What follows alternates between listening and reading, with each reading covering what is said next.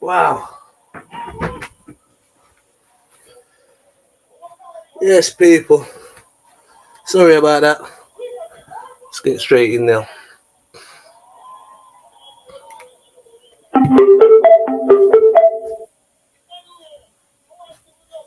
Bluetooth mode. So we got Billy Carson had is it like some debate or something with was it Wes something? Wes, I got it in my first name's Wes. It's the first I'm hearing of him as well. So you got Billy Carson, is an author, entrepreneur, and speaker, best known for his work in the fields of ancient civilizations, esoteric knowledge, and advanced technologies. He's the founder of Forbidden Knowledge, a platform focused on providing education and resources related to self-improvement, spirituality, and the mysteries of human history. Carson has a particular interest in topics like ancient Egypt, extraterrestrial life, and the hidden secrets of the universe. He's also the author of books such as The Compendium, The Emerald Tablets, and has made appearances on various podcasts and TV shows discussing these themes. His work often delves into controversial or alternative theories about human history and the potential connections between ancient civilizations and advanced technology. Carson's views are popular among individuals interested in fringe science and alternative history, though they are also met with skepticism by mainstream scholars and researchers. So let's find one, someone that's not too happy with Billy Carson. And Billy Carson has he's done a show. He's done a show. Okay, maybe we'd pop there quickly. We'll pop there quickly. Just breeze through that because there was a funny message in there.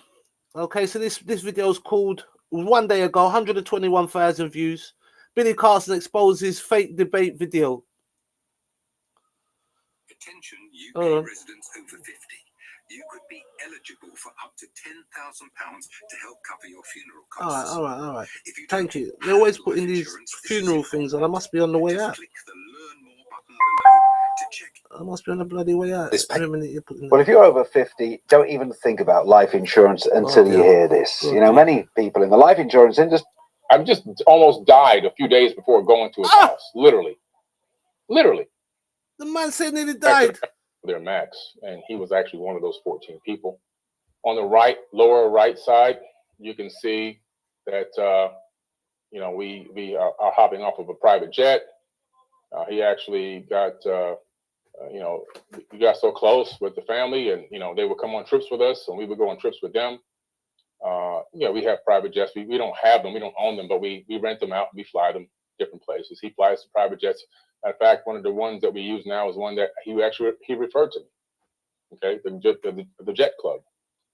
And so, but I'm sitting here, I'm flying around with this guy on private jets, and there's a reason why I'm establishing this line of discussion with this defendant. It's because this defendant was in my inner circle. Now, this defendant is my neighbor. I can literally go out my front door and walk for about 2 minutes and knock on his front door. We're inside the same exact gated community. Okay, so this is a person not only that's been around us, that we hang out with, that we fly on private jets with and go around the world and everything else, but also this is a person that, my kid goes over their house, spends the night. Yeah, okay. Their son comes over here, spends the night. His son and my son are best friends. I've sent him and his son to countless NBA games because I have season tickets. But since I work so much and I'm traveling so much, I miss a lot of games. Sometimes I sell them, but sometimes I just give the tickets away to people that I think can use them. Yeah, but if you give away something, then that's it. It's done. Nobody come on it and talk about it. That's what I'm saying. Some people, they give you things, then they take it back. You got some other people. Who is that? Right? Who's that for 3 years? Forbidden. Broward County Sheriff Department produces own crack cocaine so they can sell. Well, what? I'm gonna have to check that in a bit. 14 hours ago. It's on your screen there, peeps. You should be able to see it.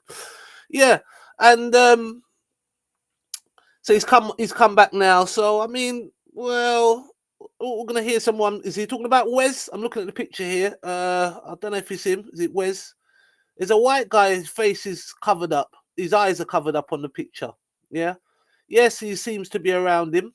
So yeah,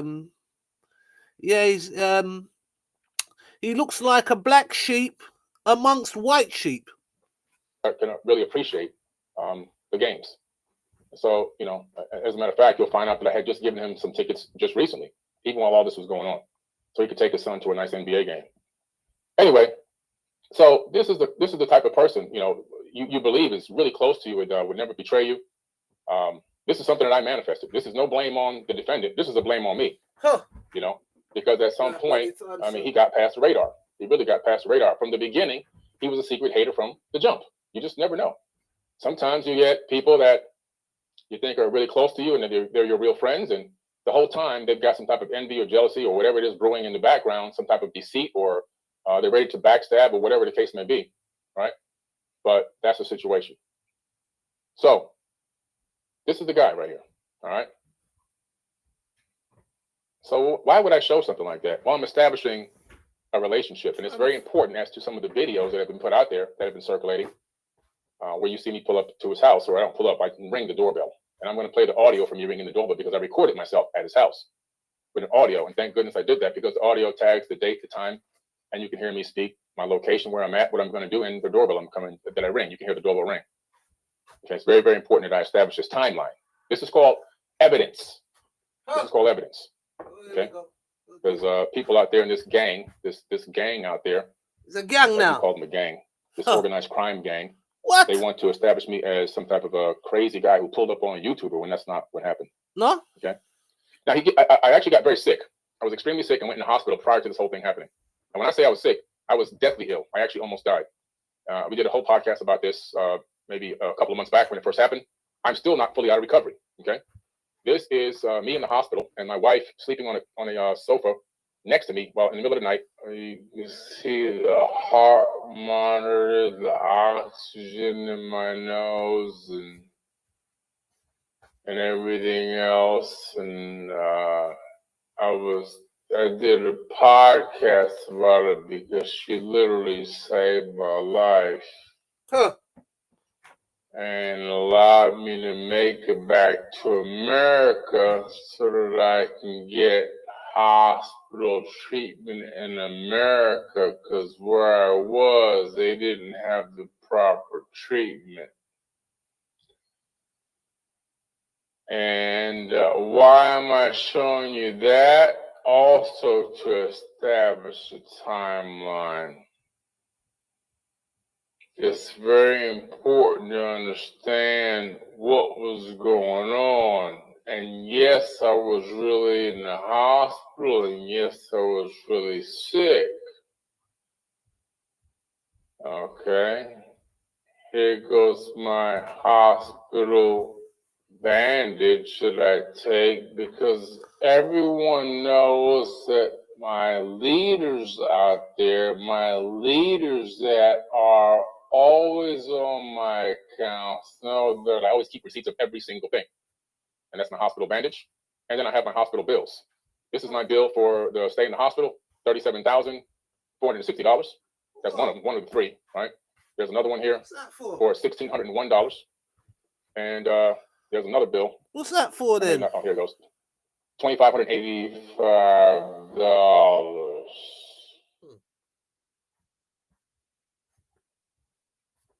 These all from that one stay in the hospital.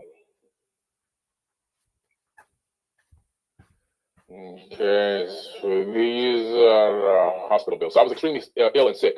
And to add to that point, here during the session where I went over to Mark's house, which was right around the corner from me, if you look at my arm in the lower corner of the photo, you see that I just got the IV bandage taken out of my arm from being in the hospital. Okay, I just got the IV bandage out. I was in the hospital with a severe case of pneumonia, and that pneumonia was so severe that it literally almost killed me.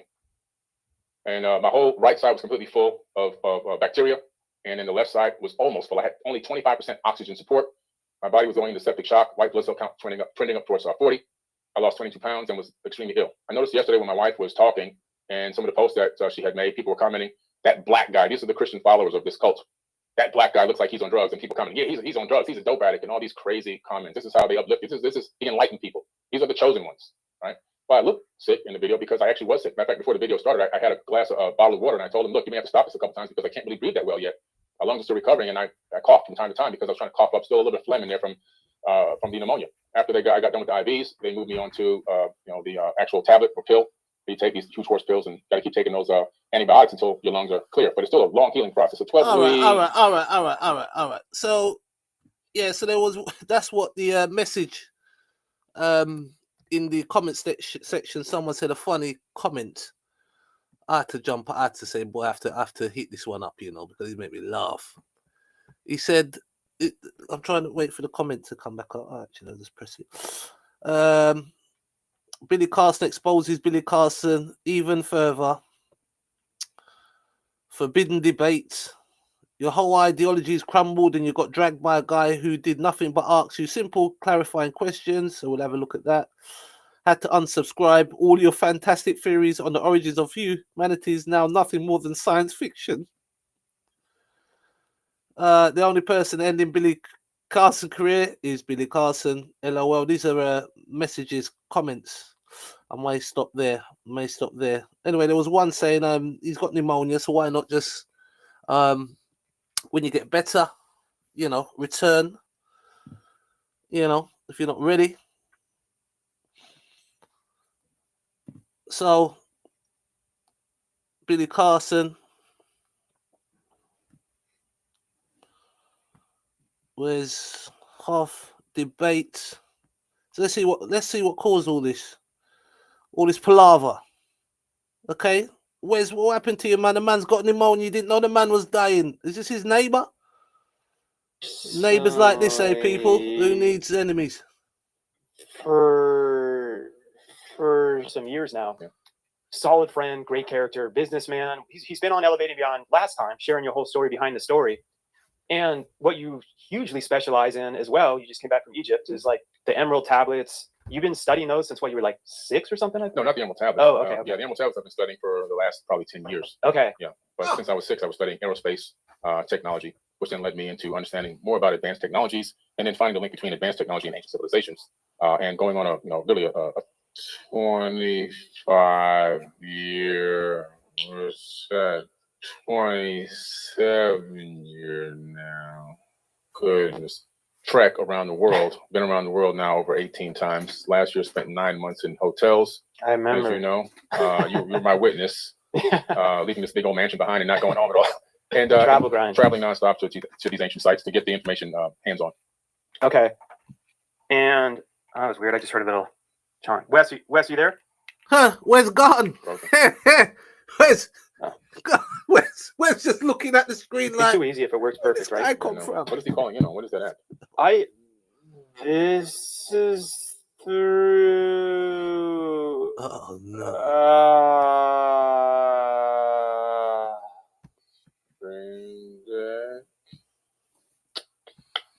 I have to ask Carl. It's through. It actually works great usually, unless there's something going on with the Wi-Fi. I think it's pretty cool. I'm just trying to figure out. I think it's on his end of this connection. Yeah. I'm just trying to figure out what is the name of this thing you're using, this portal. It's I want to actually press. It's I think it's all through Ecamm. Ecamm. Okay, gotcha. Yeah, so they have their own link, and nice. You can set this up for different guests. You can make. When Carl was here too, like Eric Thomas, we're just doing the show, waiting for him to call back. Yeah. He helped get some of these free things going, but you can get way more fancy if you got someone that. Yeah, I'm just like, how do I do it? Let me actually try to jump back in. Okay, cool. So we'll figure this out in some editing and stuff, or maybe we'll just leave this in. But as Wesley's getting ready to jump on, Wesley Huff is so with Billy. Like you can watch the previous show, and I've had the honor of being on his podcast. So like-minded in so many ways, and I've been talking about this for a while. I'm like, it'd be interesting to have you on and discuss. I don't love that he came to this planet with. Maybe even been married, which then okay. He believes a prophet, God way. It's a beautiful thing. I know it has been for my life, but like do a ritual too. That was through like my connection with Jesus, where I know throughout my life that's been my when things are tough. It's like the strength of God is literally within me. Right. So like where we do agree on where like a lot of the heresies and stuff through over religious practices would be like, no, you have to come through the head of this church to be blah, blah, blah, you know. Right. And personally, and we're about to get Wes on, so we can have two really smart people in this talking about it, but I'm just breaking it down to my level of my understanding. That's been what really drew me in, is kind of when Jesus came and flipped all that on its head and was like, no, we're not, what was it, like the Pharisees, like what were the hype? He's like, we're not having to go through all the rules. He's like, they're actually worse than this thief right here, and really looked at what was in people's hearts, you know? Right. And I think that's a beautiful thing. I know it has been for my life. Yeah. But so Wes, now that we got you on, Wesley Huff, historian, linguist, biblical scholar, PhD, and athlete wannabe. Like how you threw that in the bio right there. And Wesley, my man, I think it would be great to, I know you guys were both recently in Egypt. There's tons that I'm interested in that. How all these things show up in Egypt is baffling to me. But just going right to it, I had here, Billy, you talk about how Jesus was never crucified, which is interesting. Okay. 1 sec. I need to sort something out. 1 sec, peeps. Sorry. Sort this out. Where is this here? Oh, it's this now. Just going right to it, I had here. You talk about how Jesus was never crucified, which is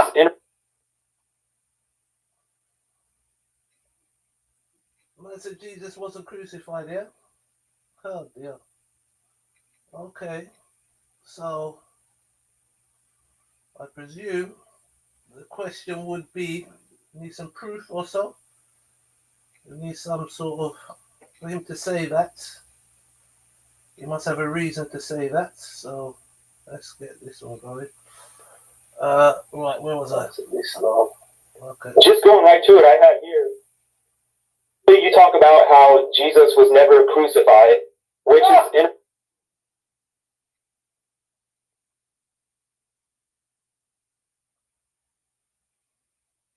crucified, which is interesting because my wife, who's a Muslim, they believe that as well. Their beliefs, from what I understand from her, are they don't think that Jesus, as they believe is a prophet, God would have him killed. But I don't think they have any historical evidence, as far as I know, as to what or how or why they believe that. I'm curious for you guys both, and if you want to, I guess, go first, Billy, as to how you came about, like the findings where it seems that Jesus was not crucified, or that's not accurate. Sure. In my videos, and if you listen to the podcast, the statement is according to the Sinai Bible. Okay, according to the Sinai Bible, Jesus wasn't crucified in that Bible. That Bible predates the King James version of the Bible, and the text there actually is about 12 to 14,000 differences between the Sinai Bible and the King James version of the Bible, which came much later. And then also one of the things that were interesting is that they discovered the book of Jesus' wife, which is at the Harvard Seminary, which, according to some scholars, is a little controversial, but they claim that this is an accurate record. Jesus may have even been married, which then, adds more, if that's true, it adds more to, the hypothesis that maybe he wasn't crucified.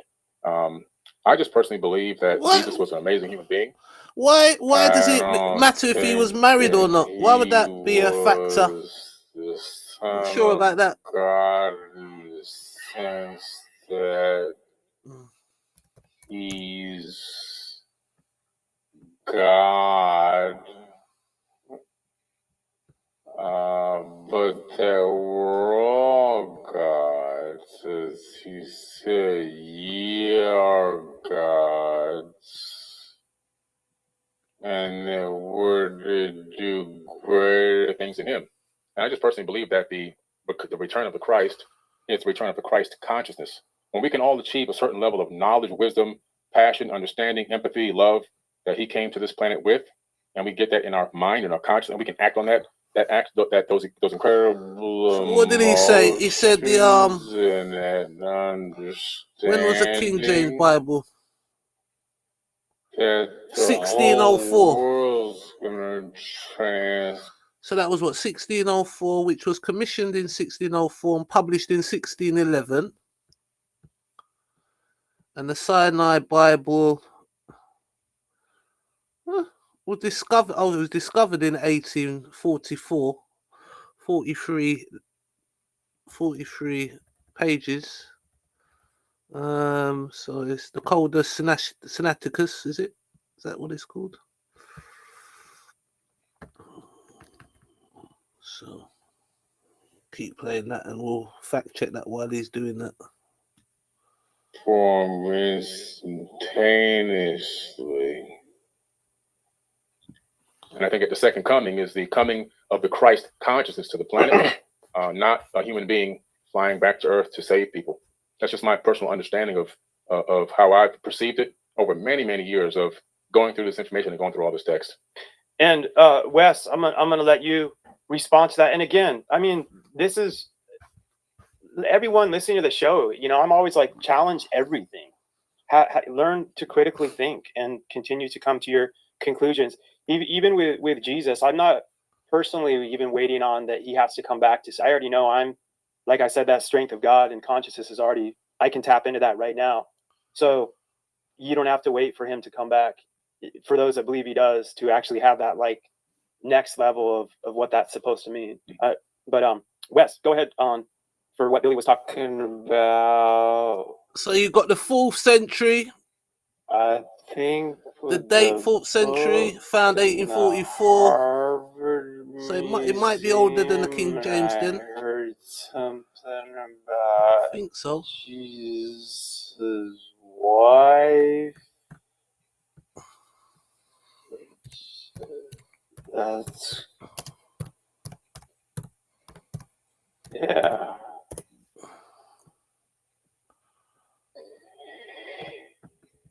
Yeah, well, first let me say I think it's really cool to not just be in the room proverbially with you, Billy, but be able to interact with you.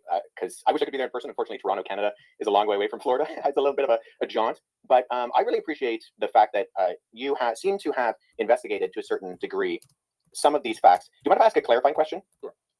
When you say the Sinai Bible, what are you referring to specifically? It's the biblical text that was written. It made it into you can actually look it up on Amazon. It's a Bible called, I have a version at home. It's called the Sinai Bible, right, from Mount Sinai. I'm assuming it's the mountain that they're referencing there. But they put together their own version of the biblical text prior to the King James Version being put out. Sure. So when you refer to the Sinai Bible, would you be referring to Codex Sinaiticus? Like the codex that comes? Okay. That's why I was trying to get some clarification, because so you can actually go and see Codex Sinaiticus is at the British Library. So you can go and see it. It's on display. And the British Library has actually digitized the entire manuscript. So I work with manuscripts in my linguistic work. I'm an expert on early Christian scribal culture, and particularly in Greek and Coptic manuscripts. I have a facsimile. So I have a photocopy that was done by the British Library of Codex Sinaiticus that I work with in my office. Yeah, Billy, not Billy. Billy head went back there. Billy head went back. Private, sure. And the only reason I asked for clarification is because I want to make sure that what I'm addressing is actually what you mean. Yeah. Sure. And not addressing something else. Because the Codex Sinaiticus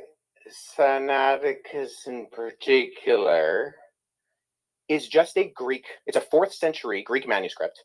It comes from approximately between 325 and 350 AD, and its text of the Gospels reads almost identical to the modern Greek text that we develop translations from.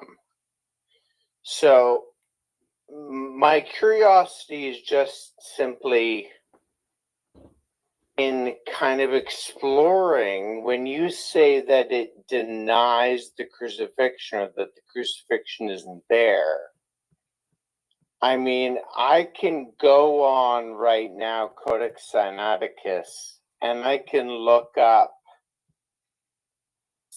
the end of, you know, say, Matthew 27, where it has Jesus being crucified. And that's in Codex Sinaiticus, or, you know, John 19, or any of the other ones. So I think my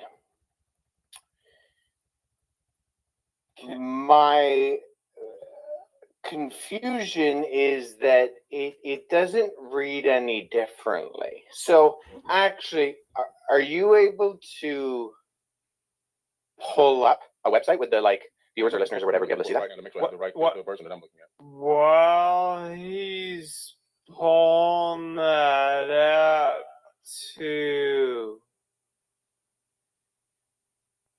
Like I keep saying to all the people that aren't scientists traveling the world and linguists, I don't know how to pronounce it the right way, like me. Linguist? Yeah. Cyanide, I keep thinking of cyanide, like the poison. Cyanide Bible, so right. Like a version. So from my own knowledge that I know, like when I really studied all this, what I thought was interesting about the Bible was how many like different eyewitness. I studied C.S. Lewis back in the day, how many different eyewitnesses and stuff there were. And they went on purpose to mention so many other names that they were able to like cross-reference throughout history and throughout those times, from my understanding. And those were different things that I always thought were kind of interesting that I felt was a good concept of proof. And then I want Billy to answer. And also, I'm just curious, like the Sinai Bible, was that where was that piece? I found the text where I was referencing, actually, I was misquoted. I misquoted there. It's the Gospel of Barnabas. How did you mess that up? Okay, yeah. Well, so that's good. So let's deal with that too, because I've actually worked with. There are two manuscripts of the Gospel of Barnabas. The Gospel of Barnabas is a really interesting document because it is a known forgery. And so that's why I think it's important to get to these sources. So if you're a man, you don't cry about it. You take life, the ups and downs. If you're a real man, you never go down, you just stay up.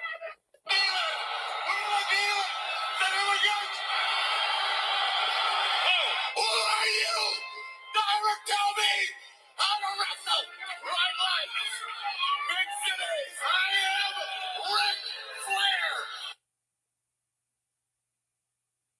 At the very start of the Gospel of Barnabas, which we only have two copies of, one is in Italian and one is in Spanish, we see right off the bat that the Gospel of Barnabas, not to be confused with either the Epistle of Barnabas or the Acts of Barnabas, which are two apocryphal documents from the 2nd century, but the Gospel of Barnabas in particular, we know it's a forgery because it does things like in chapter 92, it says that Jesus spent 40 days on Mount Sinai, and then he came to the Jordan River and he walked to Jerusalem.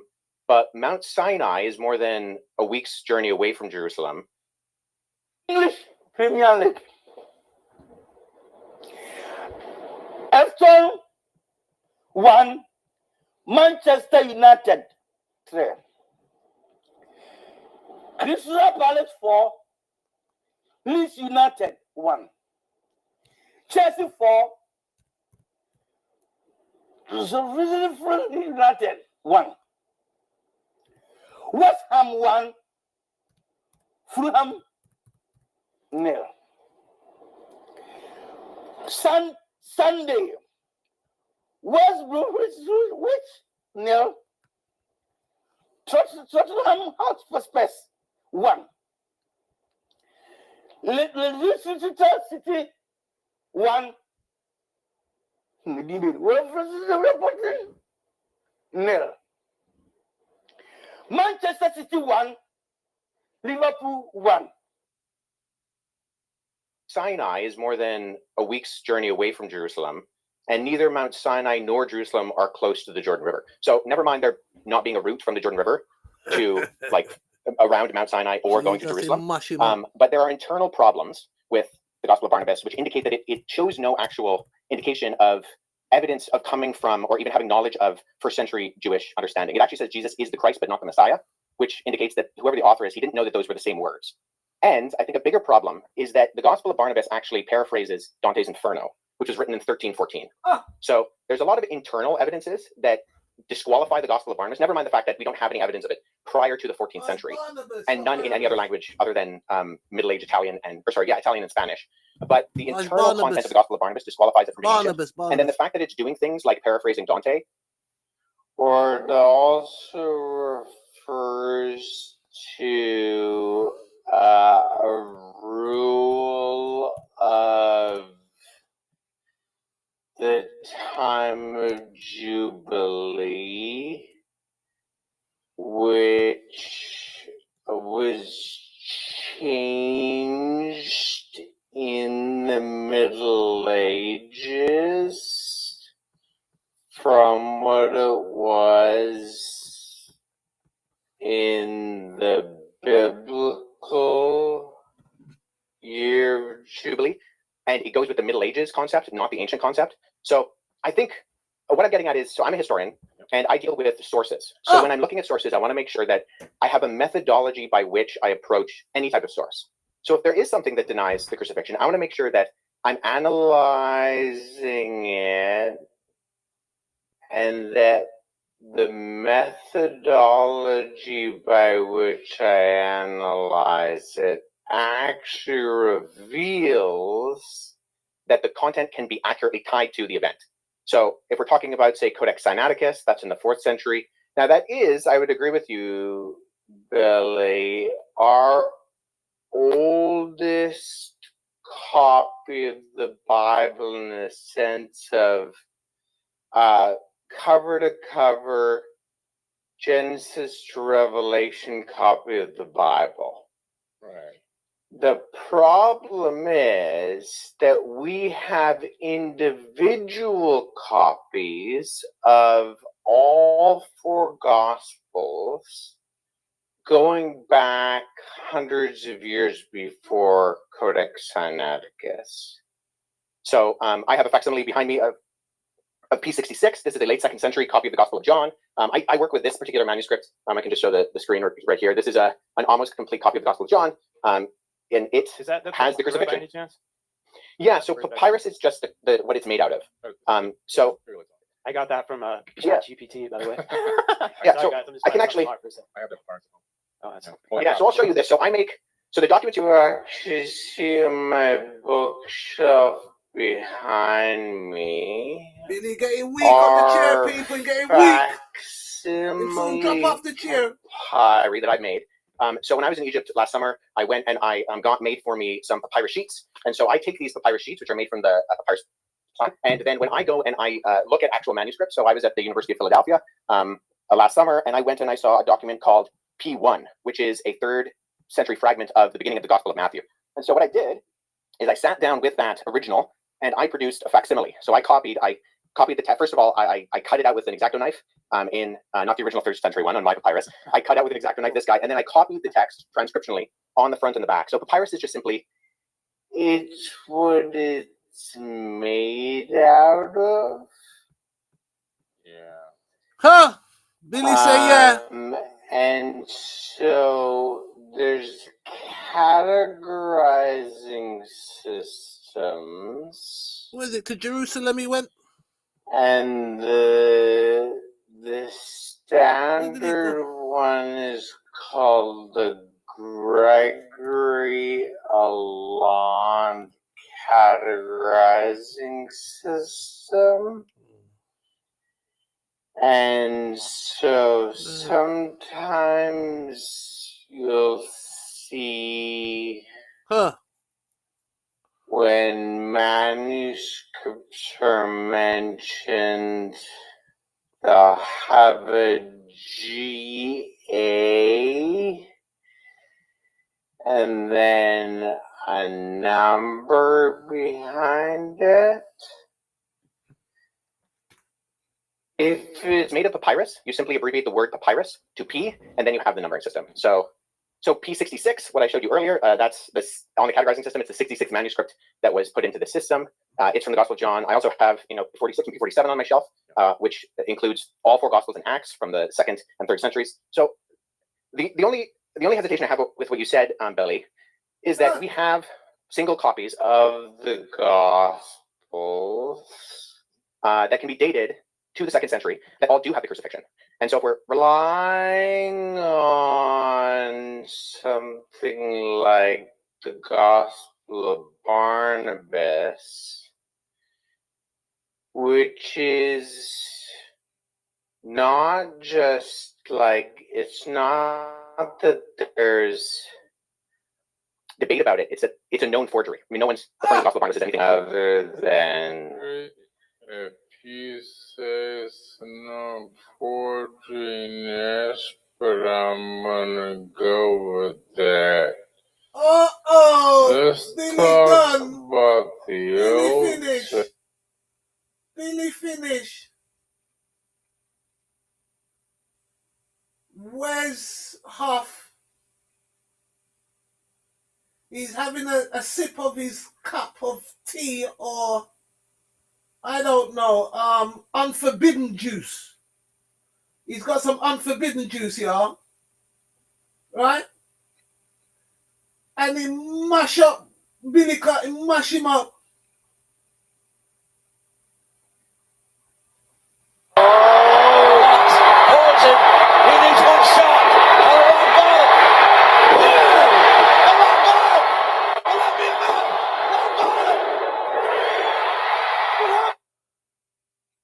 Yes, but I'm gonna go with that. Let's talk about the Old Testament a little bit. Oh, no. It's a known forgery. I mean, no one's referring to the Gospel of Barnabas as anything other than. If you say it's a known forgery, yes, but I'm gonna go with that. Let's.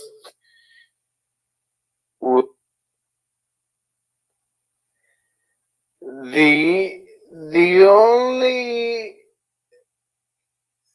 only hesitation I have with what you said, Billy, is that we have single copies of the Gospels that can be dated to the 2nd century that all do have the crucifixion. And so if we're relying on something like the Gospel of Barnabas, which is not just like, it's not that there's debate about it, it's a known forgery. I mean, no one's referring to the Gospel of Barnabas as anything other than. If you say it's no forgery, yes, but I'm gonna go with that. Let's talk about the Old Testament a little. My papyrus. I went and I made for me some papyrus sheets. And so I take these papyrus sheets, which are made from the papyrus plant. And then when I go and I look at actual manuscripts, so I was at the University of Philadelphia last summer, and I went and I saw a document called P1, which is a 3rd century fragment of the beginning of the Gospel of Matthew. And so what I did is I sat down with that original and I produced a facsimile. So I copied the text. First of all, I cut it out with an X-Acto knife in not the original 3rd century one on my papyrus. I cut out with an X-Acto knife this guy, and then I copied the text transcriptionally on the front and the back. So papyrus is just simply, it's what it's made out of.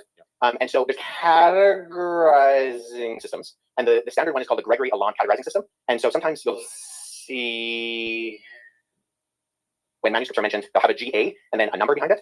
If it's made of papyrus, you simply abbreviate the word papyrus to P, and then you have the numbering system. So P66, what I showed you earlier, that's on the categorizing system. It's the 66th manuscript that was put into the system. It's from the Gospel of John. I also have 46 and 47 on my shelf, which includes all 4 Gospels and Acts from the 2nd and 3rd centuries. So the only hesitation I have with what you said, Billy, is that we have single copies of the Gospels that can be dated to the 2nd century that all do have the crucifixion. And so if we're relying on something like the Gospel of Barnabas, which is not just like, it's not that there's debate about it, it's a known forgery. I mean, no one's referring to The Gospel of Barnabas is anything other than if he says no forgery, but I'm gonna go with that. Oh, Billy, man. Let's talk about the Old Just a little bit leading up into the new. Well, hold on, because do you mind if I address the Gospel of Jesus' wife? Sure, go ahead. What was her name? Yeah, I'm like trying to write notes like I know what I'm doing. I'm just curious. So the Gospel of Jesus' wife doesn't actually mention. So oftentimes what happens is that the text of the Gospel of Jesus' wife is kind of parallel with the Gospel of Philip, which mentions that that Jesus would kiss Mary Magdalene on the mouth. And so those are kind of used in parallel to kind of for this argument that Jesus was married. So the Gospel of Jesus' wife Is in the Harvard Library. However,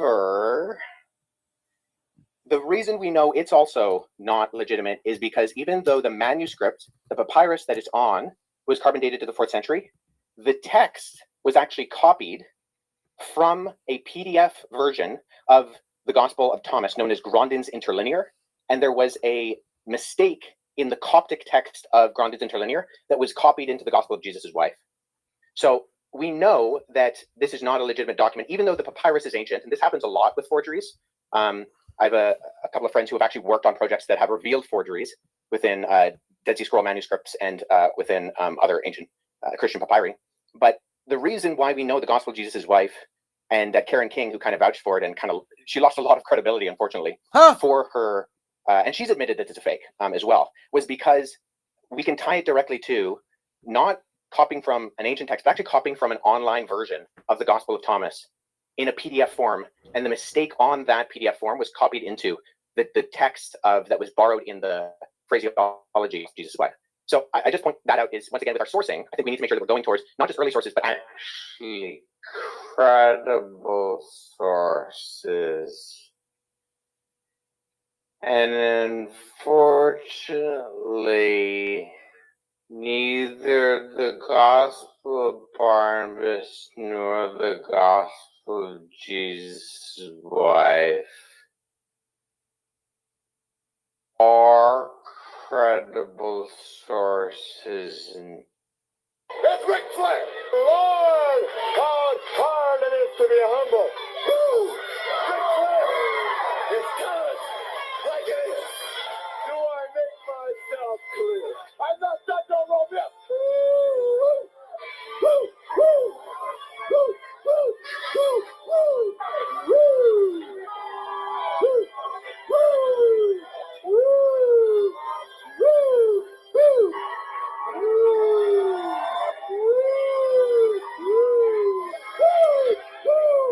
To be the man, Daddy, you gotta be the man. Big City, pretty ladies, nature boy. You want me to do it again? And I'll do it again. Bright lights, big cities, pretty ladies, 5 times the world champion. I am Ric Flair. I've done it all to be the best. Woo! Oh, man, I'm on fire today. Don't you ever wrap me up when I'm talking. Woo! Woo! Woo! Woo! Woo! Woo! Woo! Woo! Woo! Woo!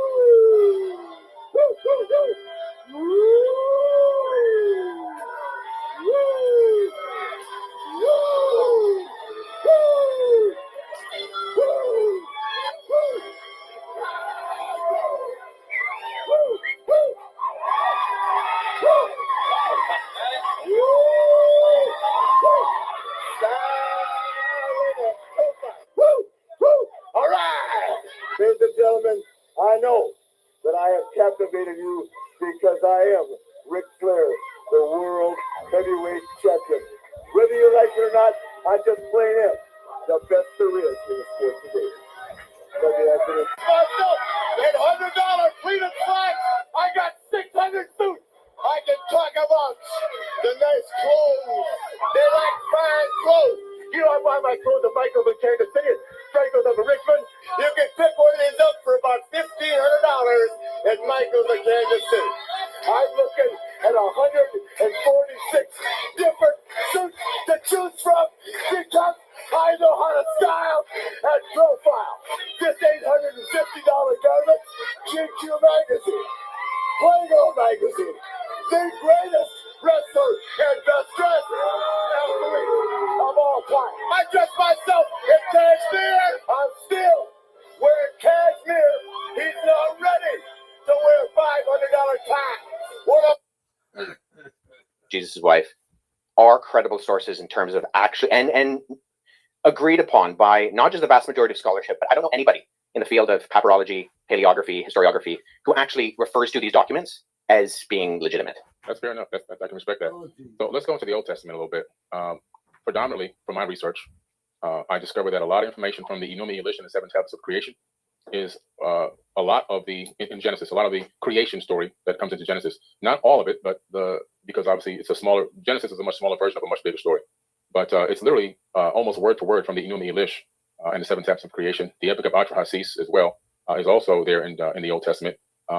Several other tablets as well, Code of Hammurabi and a few others have made it into that text. Sumerian cylinder scrolls that talk about the creation story. Again, the creation story in the Epic of Atrahasis. And so we tend to see this copying of ancient tablets, text, and scriptures, even some papyruses, into the biblical text. Meaning that my point here is that I think a lot of people are saying that this information was written in real time. A lot of people believe that. If you ask the average person, they really believe that. But a lot of this information is just copied from older tablets and texts from an earlier date. That's what I found. That it's made it into the canonized Bible, but they never reference that they got it from any other ancient texts and tablets that have to do with a totally different civilization with totally different religious beliefs. Yeah, have you read the Enuma Elish? Yeah, I've done lectures. Do you mind summarizing the content of the creation account in the Enuma Elish for us? Sure. The Enuma Elish is a very ancient text discovered in the Library of Ashurbanipal, and the summary of it is that it really gives us an account, which is crazy, an astronomical account of the creation of our solar system. It talks about planets and moons gaining specific orbits around the sun. It talks about a huge planet named Tiamat, 46 times larger than Earth. Earth didn't exist at the time, but this, according to the author of this text, which is pretty interesting. And then there talks about a nemesis of sorts. In the original version, it's called Nibiru, but in a more recent version, still thousands of years old, the name was changed to Marduk. Marduk is in the Jewish American Library, in the biblical text, in the Torah, and so forth. Very popular figure in ancient times in the religious books and texts. Marduk wanted to be the destroyer, so Marduk is the one that during its next orbit towards Tiamat, crashed into Tiamat and destroyed Tiamat. A huge chunk of it swung away, recoalesced, taking the water, land, and organic material, which basically recoalesced as our planet here, Earth. And the rest of it broke up into pieces. Some of it turned into the asteroid belt. Other parts of it were thrown towards the sun, and some were thrown towards the inner Oort cloud, towards the outer edge of the solar system. This planet or this moonlet that orbited, supposedly a brown dwarf, based on the description of it, gained a very strange orbit around our sun. We have the scientific evidence now also to match with NASA's data, where we see that Saturn and I believe Neptune switch places. Uranus is flipped on its side, and that's more evidence that something came through our solar system in ancient times and gravitationally really tugged planets here and switched up their orbits and even pulled the axis of a planet on its own side, where the equator is now running north and south. So a little bit of modern astrophysics kind of backs up what this ancient text is saying. But the Enuma Elish also then begins to talk about the fact that these beings, it kind of cuts into the fact that these beings, are on Earth and at some point begin to engage mankind. In other words, they didn't create people from scratch, but they engaged the existing hominid and began to utilize us as workers for their workforce. In the Atrahasis epic, you see a much similar story, slightly later date period, but still thousands of years old, the Epic of Atrahasis. And we see a very similar story, and we see where the sons of God literally came down to Earth. They came from Mars, according to this text. If you read the translation of the planet Mars and to English, and then they went to battle. They were going to go to battle in South Africa against Enki and Liban Anu, and they come to terms without going to battle. They argued that they needed women, human women, believe it or not. And they also wanted a workforce. They didn't want to continue to do labor. They were cleaning out the Tigris and Euphrates rivers, digging canals, building cities on Earth. And according to the text on Mars, not according to me.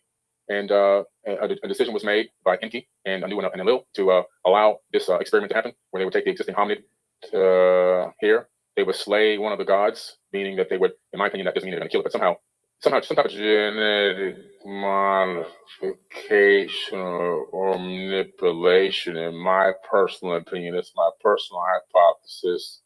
But in the end, it ends up being that human beings are now doing a lot of this labor and worshiping these people as gods, as they, my personal opinion, masqueraded as gods.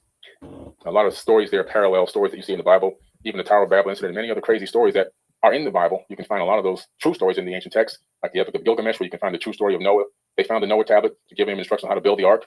It wasn't a big boat; it was a round disc that he built with the sections cut up on the inside like a pie.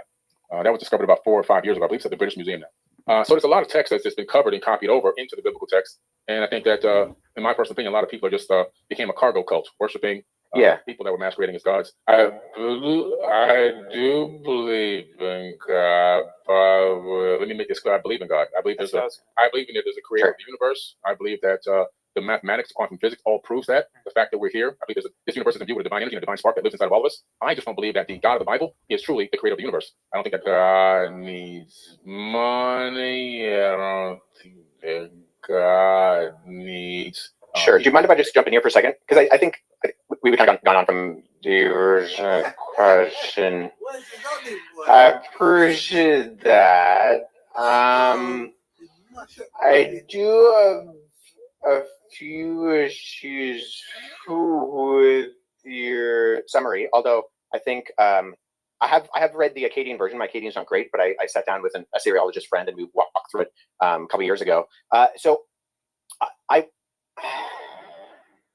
I think that there are components of what you said that I would say are in there. I'm not sure it's the best summary. Nonetheless, okay, going with what you said.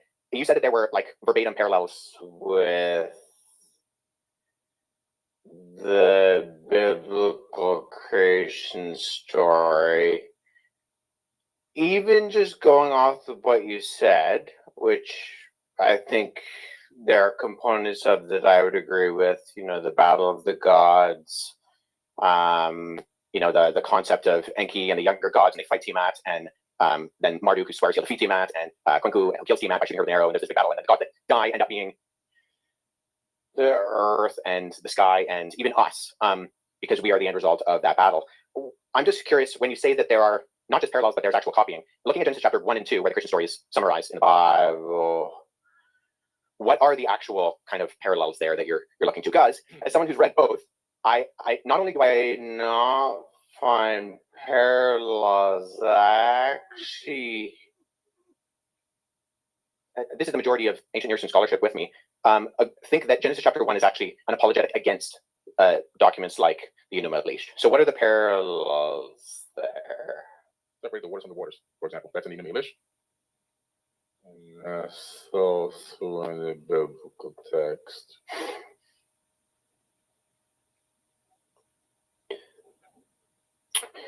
Okay, that I would agree.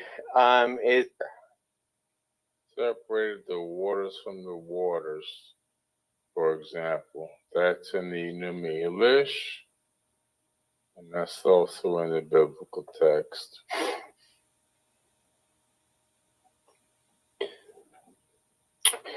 okay, that I would agree is a parallel. The only reason I highlight that is that if you're making this the argument, because if you brought it up, and I mean this with all due respect, there are superficial parallels. I would agree. You know, the separation of the water, the concept of the earth being formless and void. That's also in the Enuma Elish. However, I think all the other details, you know, it isn't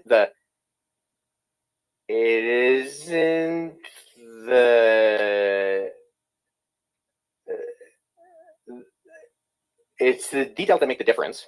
And that if we're looking at not the superficial crossovers, but the actual themes and concepts of what it's saying, you don't have a creation within 7 days. You don't. I'm going to take the Enuma Elish, but it's biblical text. There's certain words that they utilize that let me know that they copied it from that text. Like, for example, so what words? Separating the water from the waters, the void, the earth being void. that information is literally just copied over, so it tells you that somebody saw that and said, "Let me add it to this book right here, or let me add it to this scripture." The Bible wasn't a book yet at that time. So was this text discovered that makes it parallel to Genesis? Was this like supposedly discovered prior to? I'm just curious. It wasn't discovered prior to the Bible, but it dates back long before the Bible was ever written. Yeah. So let me just say this. So the reason why I say it's actually an apologetic against that is because the purpose of the Enuma Elish, which Babylonians read every Babylonian New Year, was to point out the fact that the deities, and there's countless deities in the Babylonian pantheon, they actually come from the created order. So they're not outside of time and space. They actually come from the created order. And when they die in this battle, right, when Tiamat is defeated, the defeated gods become the earth and the sky and the plants and even you and me. And in that sense, the theme is that you don't actually have any purpose or end result. And you're not created in the image of God. In fact, in the ancient Babylonian system, only the kings were created in the image of God. And what we see that is counter to that is that even, sure, there's superficial, divided the waters, but we find that in almost every society and culture. That's not a parallel as much as just a generality. I would say what we see within the biblical account is that God purposefully creates. There's only one God. He purposefully creates, and then he creates and it's good. And it continues to say it's good 7 times. And then at the end of chapter 1, just for, the thick people in the original audience, it says, and then it was very good. And then he creates humanity, not kings, but simply the humans that he creates in God's image. And they have purpose and meaning, and that instills them with this creation order. And that's not what we find in the Enuma Elish. In fact, we find the opposite in the Enuma Elish, is that the created order is not good, it's a mistake, and that you are not created in the image of God. And there's a reminder that regular people are not created in the image of God. So linguistically, Hebrew does have Semitic ties with Akkadian. It doesn't with Sumerian. Sumerian is a language isolate, a glutinized language. But I would say, just with all due respect, the parallels linguistically are not there. There might be superficial kind of concepts that are there, but they're so superficial that we can find them in everything. In the sense of, I'm in an office studio, you're in your office studio. That doesn't mean that that we're the same people or we're even in the same place. Does that make sense? Yeah, but I don't agree with that. I just see if I have all these texts out, there's a lot of different information that you can see. There's a lot of this can copy word for word into the biblical text. But what's word for word? In your version of what you believe in, you keep saying that God's a he. Yeah. And so where do you get that from? Well, throughout both the Hebrew Old Testament and the Greek New Testament, you have the masculine singular pronoun used for God. And why is God a man? Where's the evidence of this? God isn't a man. See, within historical Christianity, we don't believe that God has a gender. However, the way that he has decided to reveal himself is through the masculine plural, and then ultimately by becoming a... You just said that he was a man, so which added it? I don't know. They're both getting a bit. How can God not have a gender if you just said that it's written in certain parts of the Bible as a man or a masculine? The quatertones or now I don't know what I'm doing. It's confused me. In the person of Jesus Christ. So we don't believe that God has a gender. In fact, the fact that God creates humanity in his image and he creates them male and female, those are two aspects of the image of God. And so that's the completeness. So historical Christianity has never argued that God is gendered.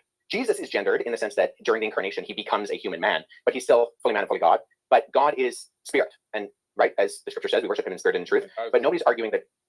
That's right. That always blows my mind. God is the same all the time, right? He's always good. God is all the same all the time. All right. Yeah, but we do see that in Scripture, God has revealed Himself through the masculine plural, and there are aspects of God's character that we see within Scripture that do actually communicate. Jesus says that He longs to gather Israel like a mother hen collects her chicks. So we see aspects of the feminine of God, not meaning that God is feminine, but that the image of God reflects both the masculine and the feminine, and that's why when the two become one flesh, there's a uniting of that reflects the image of God as well within the covenant of marriage. You actually believe that the majority of Christians really believe that God is not masculine, that God is has both aspects? I mean, it's irrelevant what the majority of Christians believe. Bro, how many would Yeah. tell you, that God's not a man? They've never been taught this. Well, I was taught it growing up. I was taught it in when I was a child, when I went to seminary, when I went to Bible college. I was taught it in graduate school. I would say I'd say a few things to that. I would say, in one sense, it's irrelevant what the majority of Christians believe, because what historical biblical Christianity articulates is what they should believe. There are Christians who run around saying all sorts of things that are not in conformity to biblical, historical, orthodox Christianity. And they shouldn't believe that, because it's irrelevant. And so if one Christian believes something that is not in line with biblical Christianity, I mean, that's on them. So God is not gendered, but He does express through inspired Scripture the masculine plural, not plural, the masculine pronoun. That's pretty convenient. I mean, for an all-knowing, all-loving God to understand that human beings are going to take that and use it to put their boot on the neck of women for eons. It's interesting. Also, I'm trying to understand. Yeah, I mean, so hold on. Let me speak to that, because it is interesting that. Guys, I have to. Yeah, sure. Oh no. If it was only for the Old Testament, I would have a hard time following a lot of stuff. For me, like you said, putting the boots on women stuff, it was when Jesus came that when they were literally like, oh, if a woman, you can just accuse a female of having an affair and murder her, and that's like okay. That he was he just reminds me of anyone that basically challenged everything. And people would say that it didn't contradict what's in the Old Testament, but however people were interpreting it, they were believing that they were following the Bible to women can't do this, you stone them if they have an affair, or if they're accused of having an affair. And Jesus, as we know the famous scene when they were about to stone her, he's like, he who hasn't sinned, cast the first stone. Basically saying no one's perfect. And was the first one that I know of that started speaking to other tribes and other countries that people weren't supposed to, they were so racist and prejudiced. And this is where my heart opened up, is he stood for this love and this God that broke down all these barriers and just flipped what all the scholars and everything was saying on its head. And that's where I found that I believe that he was crucified, because he went so far against the grain at the time. Yeah, when are they getting back to this crucified business? What proof has Billy got that he's not? Oh, did he say it was in the scriptures or something? I get what you're saying too. There's stuff where it's oh, that's convenient, where human beings can add in that this is there and that's not. But something else that I always was curious, I'm if, especially the New Testament, if it was written by man and stuff and pre-planned, I'm I think they would have done a better job of not making a lot of the people so ignorant. The people that were literally with Jesus questioning him half the time, bro, I don't know if you can do this miracle. And Jesus is like, dude, you just saw me yesterday turn water into wine. And I'm if they really, if I was writing a story, I'm I want everyone to believe this, I would make the people not as questionable. It's they have so many characteristics where the humanity in it is what always drew me. And even one thing in the Old Testament that David and Goliath kills Goliath, a man after God's own heart. I'm if you're pre-writing this to be the perfect person after God's own heart, then he becomes king. You're gonna have the story end perfectly. But then he goes off to see, he's watching this lady bathe nude, has an affair with her, has her husband killed.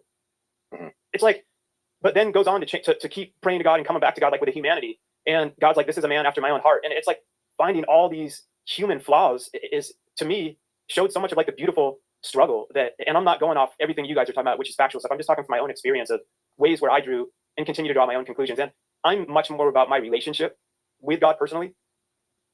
They experienced a culture that they claim came to this planet from Sirius B. They have the evidence that they knew these beings were from Sirius B, because they have the instruments that show the orbit of a trinary star system that we couldn't discover until the 1970s with our modern technology. Okay, they understood not only the orbital pattern of Sirius A, B, and C, but even that B was a failed star, which you can't see it from Earth with the naked eye. They knew that it was a white dwarf. They even knew that they said that if you took a tablespoon of it, the entire tribe or 1,000 men couldn't lift the tablespoon. They understood mass and gravity as well. They were told the shape, the sizes, and the colors of all the planets in our solar system, which they recorded, and there's only one wisdom keeper, and that person can never be touched by a person.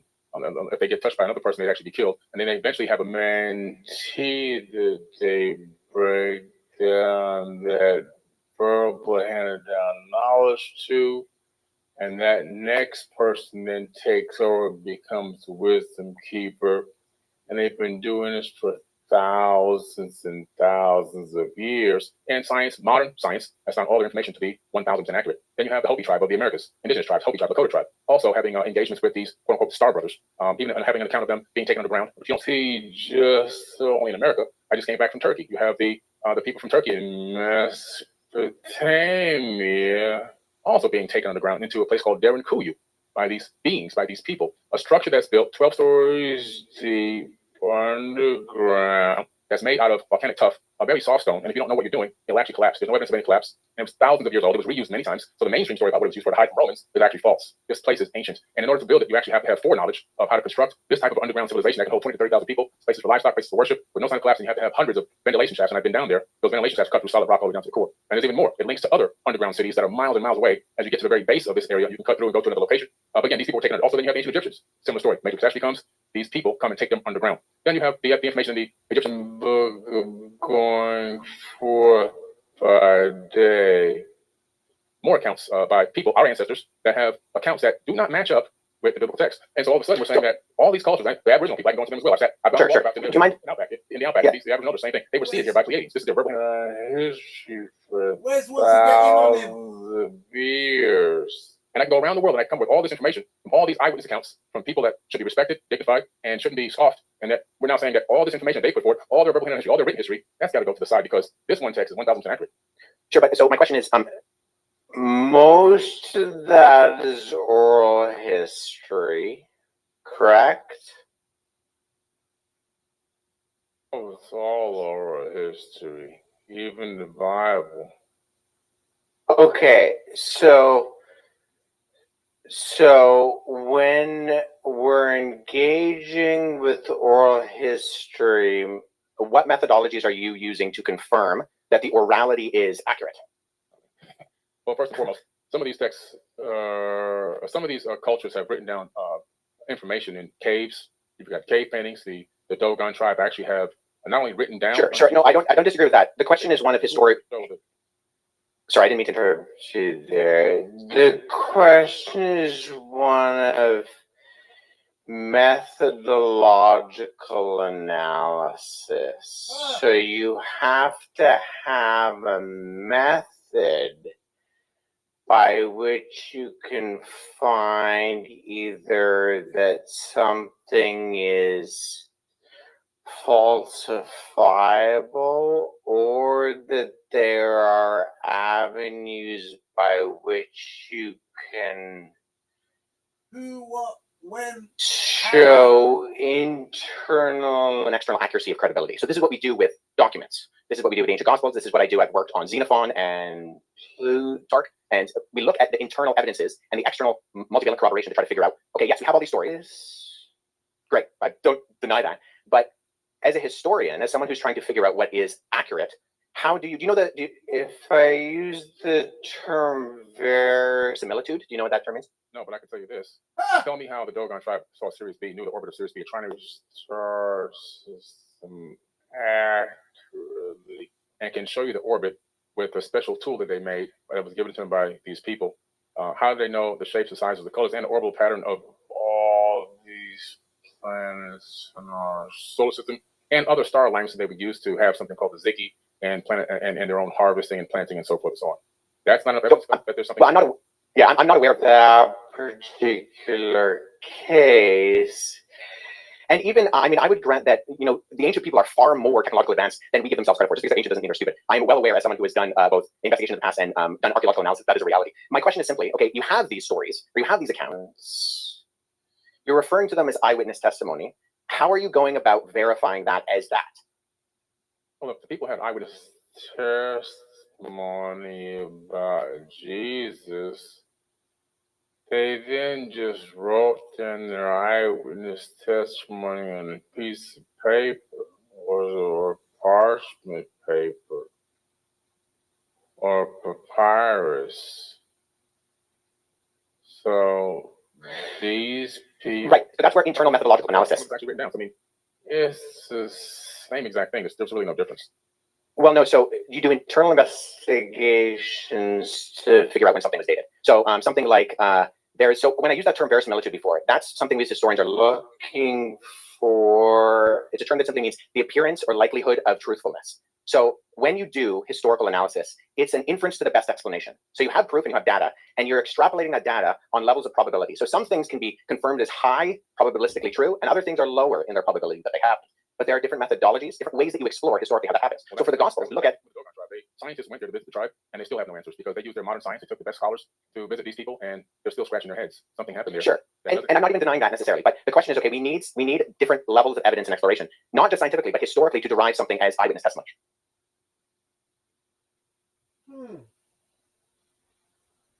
Well, I think Billy's getting battered, severely battered, right?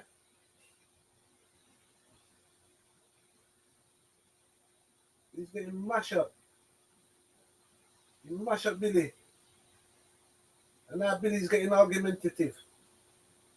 Now we have mountains of that, and I'm more than willing to go into some of that with the Gospels as early eyewitness testimony that can be verified externally and internally. But nonetheless, the only reason I ask, Billy, is because I've listened to a fair amount of your content, and I'm unaware of the methods that you use to try to discern between what is an accurate source historiographically and an inaccurate source historiographically. Well, I use getting in an airplane and traveling to these places, doing my own research, talking with indigenous cultures, and researching as much of the text that is available that I can possibly find. Okay, so I don't dispute that, and I do believe you have done that. But I mean, even from what we talked about, so you've researched the text, but when we talked about the crucifixion, everything you cited was either, and I mean this with all respect, false in terms of the Sinai Bible, because Codex Sinaiticus is just the 4th century Greek manuscript of the Gospels that we have today, or they were verified forgeries in terms of the Gospel of Jesus' wife. You may be right on that particular part of the topic. Like I said, that's less than 10% of the information that I hold. Sure, but that was the original question. So yeah, so that's what I'm saying. I'm saying, okay, well, so I'm going off of what we've already talked about. So you said you explored the text. I don't deny that. But the evidence, by going off of what you have put forward in terms of the actual documentary evidence, is not just less than convincing in my respect, and I mean this with respect because I think you have done a lot of research. You've traveled to these places. I have to, like, this is what I do as my career. But I'm not really getting indication because in history we go to the primary sources in their primary languages. And when Mark asked, okay, why do you deny the crucifixion? The sources you used were not primary. Okay. We're still talking. And they over and over again. There's so much more we can talk about here. We're wasting a lot of time. There's so much more. That's this amount. Do you guys stuff to talk about? Do you think that all these different cultures and stuff describing these other beings, could those have been, I'm not an expert theologian or whatever, but like where it talks about war, I always want to personally ask you this too, where in the Bible it talks about like wars between the demons and the angels. There's a lot of crazy stuff in the Bible too that you can prove it's been written, but it also takes some faith because you can't physically see where there was wars between demons and angels and stuff fighting in the heavens. So there's tons going on. Obviously, could any of those have been, like, from what you've discovered or how people have written it, do you think those could have been demons or angels? I don't think believe demons or angels at all. You don't believe them at all? No, I don't believe demons and angels. When you read Azazel coming down in the book of Enoch, coming down, the first thing he does is teach people how to make knives and swords. How can you not believe? How can you believe in aliens and you can't believe in angels? Well, if I didn't believe aliens existed, I mean, I wouldn't. I don't know how I could say angels don't. Cut a man's head off. You read, you see these. Quote unquote, where is that in the book of Enoch? In the book of Enoch, Azazel. He comes down. Where's that in the book of Enoch? The only reason I ask is because there are two Enochs, first Enoch and second Enoch, and only first Enoch is an actual historical amalgamation. Okay, and then you analyze the fact that these angels are having sex, they're getting drunk. These are just people. Whoa! Where are angels getting drunk? Angels party. They go. They hang out with people. They go to war with people. They put on their outfits and go to war with people. This is where are they getting drunk though? They get married. Okay, whatever that means. But they're having. They don't get married. Okay. In fact, Scripture says that angels can't get married. Merry Christmas. Not Mary, Mery. But the point that I'm making here is when you start to really analyze what these angels are doing, and you start to analyze how many people are dying in the biblical text, you start to say, well, how many people did Satan actually kill? And when you start doing the tally on the numbers, God's doing most of the killing in the Bible. It's not the devil that's doing all the killing. God says in Isaiah, I created the good and I created the evil. Do what I say, the Lord. So he's saying that he's doing the good and the evil. That's what he's saying. Yeah. My personal opinion, this whole thing, I just let me get this out. He's going to explain this one. Yeah, that's true, Billy. How's he going to explain going over the same rhetoric over and over again. My personal opinion is that the biblical text is a good book. Just like I said, I've got videos. My number one video on Twitter has me saying this. It's good text because if you actually apply some of the information that's in the Bible, you can get a good result, like you have done, Mark. Right. I struggle with I know. I want you to finish your thought. Yeah. So because you can get a good result, but there's a lot of misinformation in the Bible. There's a lot of false information. There's confirmation text. And if you go by that text, all of a sudden you end up with 40 years of slavery. You end up with abuse. You end up with divide and conquer tactics that separate people. You end up with people thinking that they're the chosen ones and they're the chosen people. Boy, Billy keeps jumping from one thing to the other. This promised land so we can eradicate another race of people because this is our land, because God promised it to us. You have people that want to go on the papal inquisitions and torture and kill and murder over 80 million people. You have the American Holocaust, 111 million indigenous natives enslaved. You have all this going on because of this text, which is set up so contradictory throughout this path across time. You get to the New Testament, slavery is still being condoned in the New Testament. Was it? Honor thy slave masters, you would honor God or Jesus, it says, I believe. So well, I always say that, but out of the Old Testament, like I'll let you real quick. And I know you have to listen to, but I'm speaking as I challenge my own. So it was always, I'm telling you guys, this is where Jesus came in and changed everything for me. But like the Old Testament too, it is hard for me to read. Even Noah, thinking God's like mad at everyone. Let's flood the whole world and murder all these people that I created. But it seems so contradictory to, and I'm speaking Wes as a Christian, and I don't have the whatever they call it, papyrus. There isn't. This is where people but I continue to follow in my heart. But it's same person.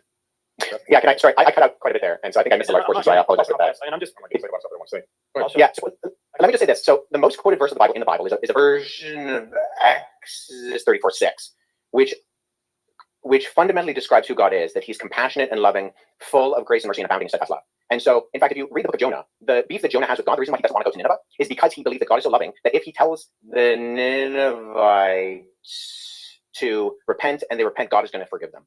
So fundamentally, we have the picture of God consistently throughout the Bible, both in the Old and New Testaments, as being a God who is rich in love and mercy and abounding in steadfast kindness. And so we want a God who is just. And just to speak very briefly to the slavery issue, I mean, Leviticus 25 condemns by death the man stealing, so stealing someone and selling them into slavery. And the fact that the Ten Commandments are prefaced with, you are a nation who was slaves. You know, I'm the God of Israel who brought you out of Egypt. So there's a fundamental difference, and there's lots of literature on this. I would encourage people to read my friend Paul Copan's book, Is God a Moral Monster? He's written some excellent stuff. He's also written on Did God Command inside the Old Testament?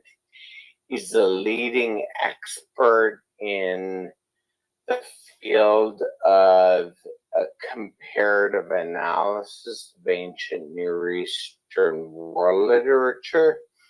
And so there are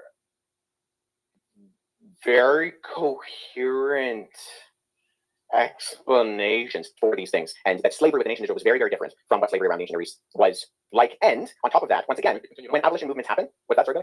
Slavery continued on throughout the Bible with no problems. But it was always undergirded by the fact that this was not the ideal, that this was something that should not be done. And even slavery with the nation Israel was fundamentally different than slavery around. The Abrahamic religions can't get around the slavery part. They can't, not me. They can't get around that. One of the most brutalist things ever happened in that Atlantic slave trade. They tried to water it down. No. They can't go around that one. They can't. Good luck. This is not a contested fact. You can look at the scholarship of individuals like Wright, who's written extensively on this. He's an ancient Near Eastern ethicist, and there's vast difference between the law codes in Leviticus, Deuteronomy. That has nothing to do with him as a person. Right. It's not a personal attack. I think I would just implore and encourage Billy. You know, the sources. 142 Billy's gone. I don't know where he gone. He run. Using the ways that you're analyzing evidence, they need to be verifiable. And I think when we look at the Bible and we look at what it says, you have these early eyewitness testimonies. And so that's hopefully what I hope the listener is hearing in what I'm saying. I love Billy. I love you, Mark. I don't want to cast any negative aspersions on anybody, but I fundamentally believe that Billy is incorrect, and I think that there should be a level of accountability to correct that. But I appreciate him coming on and being willing to. So that was Huff Hear what Wes Huff has got to say now. Hear what he's got to say now. Carson is attempting to sue me. For those of you who don't know, I was invited to interact with Billy on a podcast that he agreed to come on. Well, it's not his podcast, where he was notified. Billy Carson is attempting to sue me. For those of you who don't know, I was invited to interact with Billy on a podcast that he agreed to come on. Well, it's not his podcast, where he was notified beforehand who I was and what we'd be talking about. After that debate took place, Billy attempted to suppress. Billy Carson is attempting to sue me.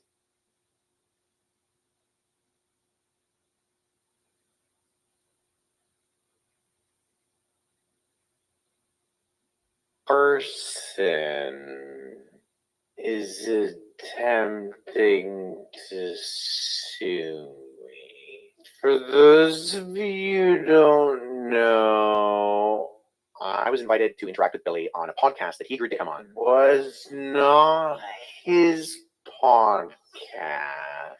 where he was notified beforehand who I was and what we'd be talking about. After that debate took place, Billy attempted to suppress the footage. That didn't really work.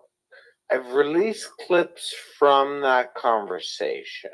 Well, Billy does not want you to see those clips and has sent me a cease and desist letter. I was really hoping that this could be an opportunity for Billy to learn. to see the major errors that he's been repeating and turn this into a learning experience. I've been offered to follow up with Billy in order to show him how and where he could find accurate and credible resources in order to make sure that what he was saying was verifiably correct going forward in the future, so he and his audience could learn and proceed knowledgeably. Billy did not agree, but unfortunately for Billy, agreeing to a debate, losing that debate and feeling embarrassed about that loss does not constitute legitimate grounds to litigate. Billy, I will agree to all the terms and conditions of the cease and desist letter that you have sent me if you agree to run it back. Sit down with me in person and have another discussion. Boy, Billy, so we have to look out for part 2 now. Part 2. We have to look out for part 2. Yeah, he should have just he should have done that. I don't know why he went online. Everyone keeps going online to vent their frustration. I don't understand that. Billy Carson's recent debate career ending. You're a lifesaver. I'm on you right away. And it seems that I'm not the only one who sees it that way. Since the debate, Billy has been busy. First, he showed up at a producer's house at 2:30 in the morning, demanding the footage not to be released. Then he sent a cease and desist letter to a longtime friend, well, now an ex-friend of 10 years, after he released the video. Billy's trying to sue me, and he's trying to sue me because I got him on a podcast with a real historian who debunked all his BS in terms of Christianity.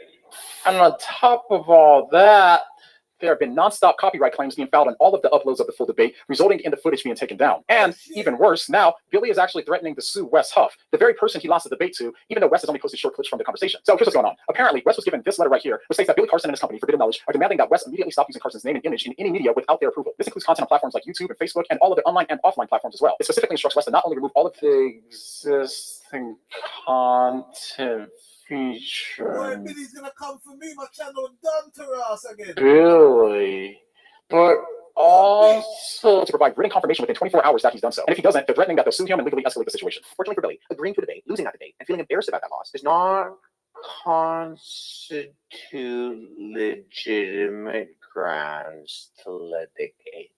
As Wes responded to the letter by making Billy this offer. Billy, I will agree to all the terms and conditions of the cease and desist letter that you have sent me if you agree to run it back, sit down with me in person, and have another discussion.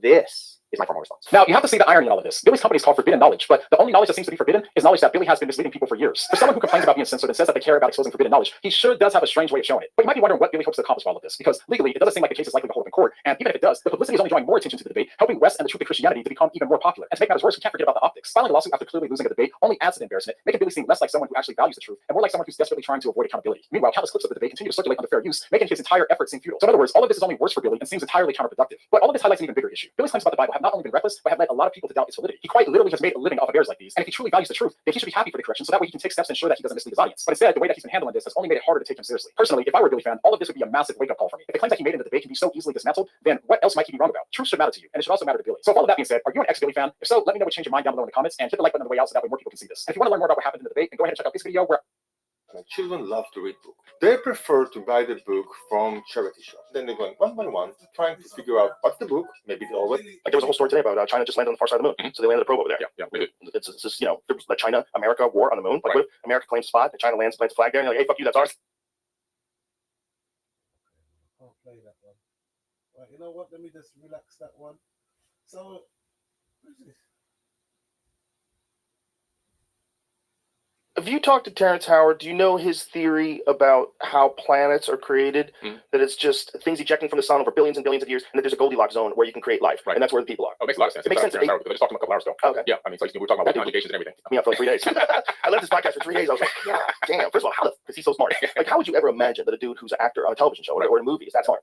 Like freaky smart. So Joe Rogan's on a roll at the moment with his smart guests. Recently, we've had Hollywood actor turned philosopher and astrophysicist Terrence Howard. Before that, there was Christopher Dunn, who used his decades of experience in high-tech manufacturing to explain the advanced engineering and technology used to build the Egyptian pyramids. We also had moon landing hoax theory expert Bart Sabrell, who fired up Janie so much that Joe Rogan had to calm him down himself. And then there was Fox News bad boy Tucker Carlson, who doesn't own or use computers, yet seems to be across all of the latest news and events. However, we can't forget where all of this started. That's right, the epic showdown between JRE veteran Graham Hancock and our big archaeology hero Flint Dibble. And for all you Dibble haters out there, yes, that's actually his real name. But Rogan's recent guest Billy Carson puts all these grifters in his pocket. This guy is the top of the grifting food chain. Just wait until I show you the shit this guy's selling on his website. I mean, Cat Williams warned us, right? Anyway, so what I'm going to do is take you through his main theories and explain how he fits into the JRE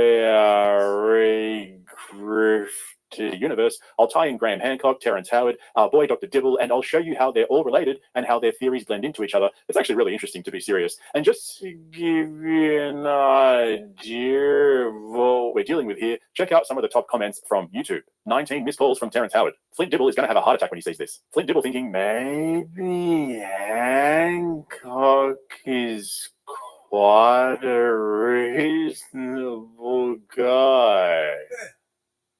Cat Williams crawling, Terrence Howard walking, Billy Carson fully running circles around us all.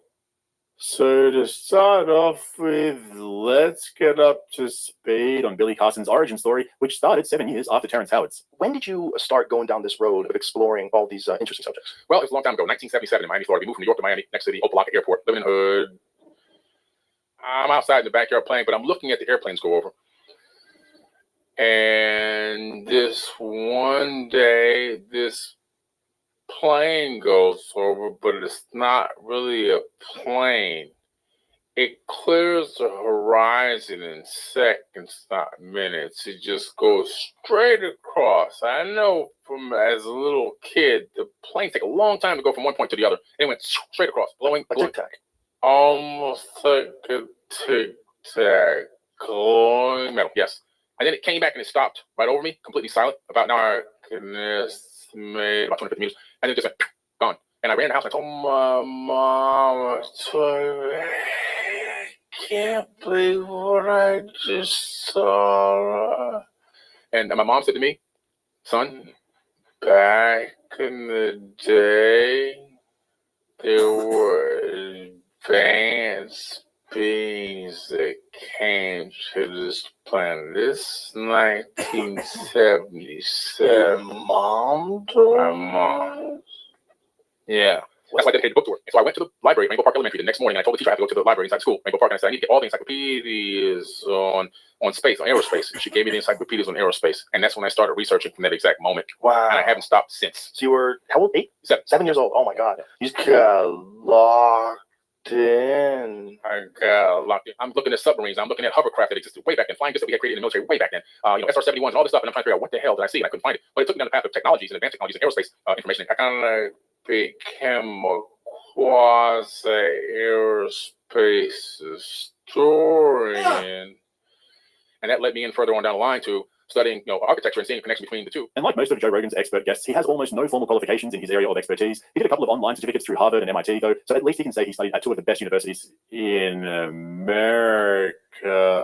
Yeah, so Billy's got some deep knowledge there, but let's get our juices flowing with some Anunnaki talk, and this is where most of his theories come from. The Anunnaki were a group of ancient godlike figures dating back to the Sumerians, Akkadians, Assyrians, and Babylonians. Basically, they were part of the Mesopotamian religion and mythology, and they were said to have descended from the sky god called An and the earth goddess Ki, and their roles were to determine the fate of humanity. Now, Flint Dibble will tell you that these were just mythological characters. There's no archaeological evidence to support they actually existed, but for Billy Carson, not only did they exist, but they were actually ancient astronauts who had access to advanced technologies that we could only dream about. No matter where you go in any culture, you're going to discover that these beings, in some way, shape, or form, engaged mankind, brought knowledge, teaching, building techniques, and just so much more wisdom, information, esoteric wisdom, alchemy. All these things came from these people. The craziest version of this story is that they genetically engineered us out of lower primates and put us here to mine gold. That's the wackiest version, right? Right. That's the bare bones minimum. Yeah, the wackiest version is that they made us, which is, we've talked about this a couple times, but how bizarre it is that human beings have this incredible fascination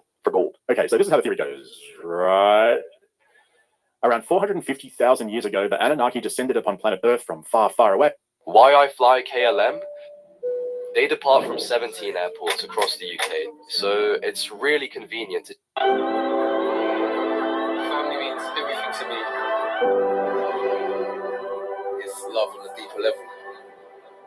Away on a planet called Nibiru. Now, their main goal was to mine the vast gold reserves here on Earth, which were believed to have been an essential material for the Anunnaki to save their own world. You see, gold has these unique properties that they needed to stabilize their planet Nibiru's atmosphere. But even though they came from an advanced civilization millions of years ahead of us, they decided to reprogram our DNA with a combination of their own, so we could do all the gold mining for them. Kind of think of it like Lemmings, but with a gold mining DLC. And so this is what supposedly led to the giant leap forward in science and technology that gave us the advanced civilizations that Graham Hancock talks about. More on that a little bit later, though. Now, if you're wondering where all of this came from, you'd have to go to the ancient Sumerian stone tablets, which contain all of the evidence you need to understand exactly what happened. But like I said, Flint Dibble can't help us out with this one because there are no known archaeological discoveries that support these extraterrestrial gold mining theories. Incidentally, if you head over to Billy Carson's website right now, you can get an awesome deal on his dietary supplements, Starfire Gold and Colloidal Silver, which are part of his alchemical elixir of the Anunnaki starter pack for just $84.95. And if you use the code FORBIDDEN, you will get a 10% discount. But that's not it.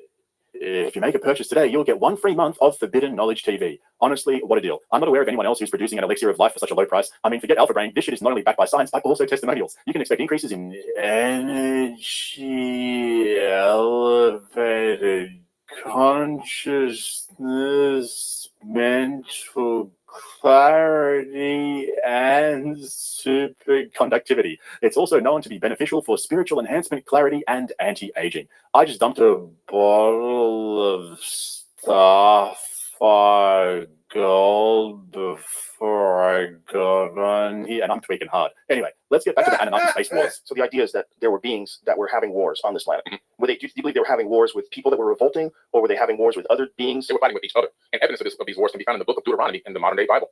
These gods, I do mean gods with an S, so everywhere in the Bible where it says God singular, it's actually a mistranslation. They were fighting each other over resources and people and control of the planet. And so that's why in the book of Deuteronomy, God tells people, go to this city, and it's like a far city where they don't even know that these people exist. They go over there to kill. And he says, kill the women, kill the children, and bring the spoils of war back to me. And you see these wars in the Mahabharata, the Bhagavad Gita, the Bible, the Sumerian tablets. And these wars are just nonstop. It's like they were attacking each other. They had gone awry. They had gone rogue out here on this planet, and then began to fight over people and populations and resources. We would hope that we would get past that. But there's no evidence that we have so far. So, like, why would we think that as AI gets implemented and technology escalates and all we're going to be able to do in the future in terms of being able to go visit other planets and duke it out on other planets? Okay, so this is where Terrence Howard comes into it. Billy and Terrence believe that they've been able to unlock their DNA and access the secrets to the universe, which the Anunnaki programmed us with, but switched off. And this is how they justify their own super intelligence and ability to comprehend what's really going on. I've always wondered about the psychology behind a lot of these crackpot theories, and for me, this actually seems to be an important element as to where they get this false sense of superiority or false sense of intelligence, whatever you want to call it. It's also known as the Dunning-Kruger effect. These guys are convinced that they have a deeper understanding of human evolution and history without having any formal education or skills in those areas. And this is the key to their justification. All knowledge is embedded in our DNA from birth. All we have to do is unlock it. They don't need to study. They don't need to listen to experts because all of the secrets of the universe are already inside us. You want to say, human beings could be aliens. Well, actually, every person on this planet is an alien. Even our planet itself is an alien. According to the Anunnaki, human beings were created in a way that genetically we were supposed to become more superior than them. They didn't know this was going to happen. And Lil was angry at his brother Enki because Enki put a little extra in the sauce. Yeah, a little extra. And he said that the mysteries to unlock the secrets of the universe is hidden within our bodies, and that we ourselves can rise to be even higher than them. That sounds insane. Yeah. How do they specifically describe that? They describe it just like that. It says that human beings, or man, Adapa was created to be even higher than us, and that all the secrets of the universe, the mysteries, are within our body. If you look at the tablets again, this is why I love these tablets, man. They talk about the fact that they had created this being, not created from scratch, but genetically modified. They add their essence to it. They say add their essence. So by adding the essence, you can see where all of a sudden maybe our ancestors were in tune with the magnetic field and were able to communicate psychopathically, maybe even had telekinesis and these other innate abilities, and they tinkered with us and took away our memory, took away our ability to tap into that, so we can focus solely on them. See, this is the ultimate Uno reverse card. You can't argue against them or debate them. All they'll say is, I don't need to prove anything to you because all the evidence is inside you already. You've just got to flick the switch and unlock it. And when Terrence Howard's hydrogen fuel propulsion system doesn't actually work, it's because we're not ready for that technology yet. It's not the propulsion system that's faulty, it's everyone else. It's the world around us. It's pretty clever when you think about it. 1 × 1 = 2, and if you don't agree, it's because you haven't flicked the switch inside yourself to fully understand why it's true. Remember how Terrence was saying that our world was built on the idea that 1 × 1 = 1, and that once we accept that the answer is really 2, then we'll have to rethink our entire existence. Well, this is how these guys can make those statements with a straight face. See, we're still in the process of realigning modern-day science with ancient advanced science and technology. There's no coincidence that the tablets are aligning with modern science. And this means that a couple things. The first thing it means that we were genetically modified. The second thing that it means is the telomere caps limit our lifespan to about 120 years max, according to Harvard scientists. Now, in the Bible, what does it say? It says that my seed shall not abide in man forever. His years shall be 120. That was taken from the Sumerian tablets, even further back than that. And Lil shows back up, sees the human beings building a tower into the heavens, copying a tower that they themselves had built. It pissed them off. He said, wherever their hearts decide to do, they shall achieve it. My seed shall not abide in man. His years shall be 120. And then he did a genetic modification at that point, I believe, with the telomeres. And he spread mankind out around the planet, and he confused their languages. He had us speaking different languages, so we couldn't collaborate. Now we're in competition, no collaboration. Divide and conquer. It was all done just to keep us from rising. Yes. We were advancing too fast, and he had to slow us down. If we shorten their lifespan, then they won't have enough time. By the time they realize who they are and what power they have, they'll be dead. And see, that's what's happened to us. There you have it right there. Billy and Terrence have reached a high level of enlightenment that most humans won't live long enough to experience. What better way to shit on centuries of scientific and technological advancement without having a shred of evidence? And that's how we get these theories about the pyramids. But just before we get into that, let me ask you this. With all of this Anunnaki talk and space wars and extraterrestrial masturbatory, are you feeling a little lightheaded? Well, I have the perfect solution to ground yourself. If you head over to Billy Carson's website right now and follow the links to their earthing shop, you can slip your feet into a pair of grounded flip-flops. These grounded flip-flops will quickly become your go-to choice for everyday wear, providing you with a unique grounding experience. Featuring cutting-edge proprietary grounding technology, you won't only look stylish, but you'll also stay grounded in body and mind. And for only $29, your wallet will stay grounded too. So don't miss out. They're the perfect addition to your wardrobe for your next Billy Carson Egyptian Pyramid Tour. There's not one thing about it that's not completely insane. Like every single aspect of it is completely insane. The fact that we still will try to pretend today that it's not impressive. I don't think people realize I take people on tour to the pyramid every single year. I take people on a huge tour. Last year we had 140 people on tour in Egypt for 12 days or whatever it was. Each individual stone at the pyramid is a different shape and size. There are no two stones that are perfectly the same. Each stone fits in an interlocking format. So you can't say, go over here and cut these stones. We're going to bring them over here and we're going to throw up this pyramid. It doesn't work that way. Each stone is made individually, specifically for the location that it's exactly in. Because they all have to be at an angle. Because they're all going up towards this angle, so everyone has to be cut perfect. Exactly. And all of them are perfect. All of them. And if you accidentally cut the wrong size or you're off by a few inches, you can't make it perfect. You can spend a week or two getting a stone to a location that don't fit.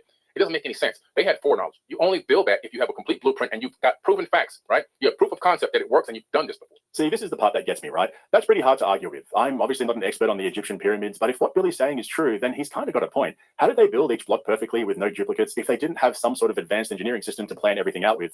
The Great Pyramid of Giza has blocks weighing between 2 and 15 tons, and if you go inside the king's chamber, some of the blocks go up to 70 tons. Wow. In total, they used around 2.3 million blocks to build it, which is wild, but when you consider it took around 20 years to build, well, that's a very long time, even if we're talking 2,500 years before Christ. Now, if you ask Flint Dibble, he'll tell you they use sledges and rollers to move the blocks and then transported them by boat up the Nile. But however you look at it, there isn't really a satisfactory explanation for what Billy Carson was talking about there. And what he said next was even more mind-blowing. Now, what do you think about the other pyramids that are wonky? Like the ones that aren't perfect. Deeper you go into antiquity, the more perfect construction was. The further you come forward in time, the more wonky and crazy things are and begin to fall apart. Knowledge was lost. You can see the evidence of the knowledge. By the time we got to Alexander the Great, have you ever been to Alexandria? No. I thought I was going to go see this incredible place. It looks like a bunch of crap, a bunch of piled up rocks, buildings leaning on each other. Even the people living in apartments that are leaning, buildings leaning, the stones are smart. I could pick up those stones with my own hands. Oh. They tried to duplicate the majesty of ancient Egypt, but they didn't even come close. Yeah, so you can't deny that it took a very long time throughout history for civilizations to build a technology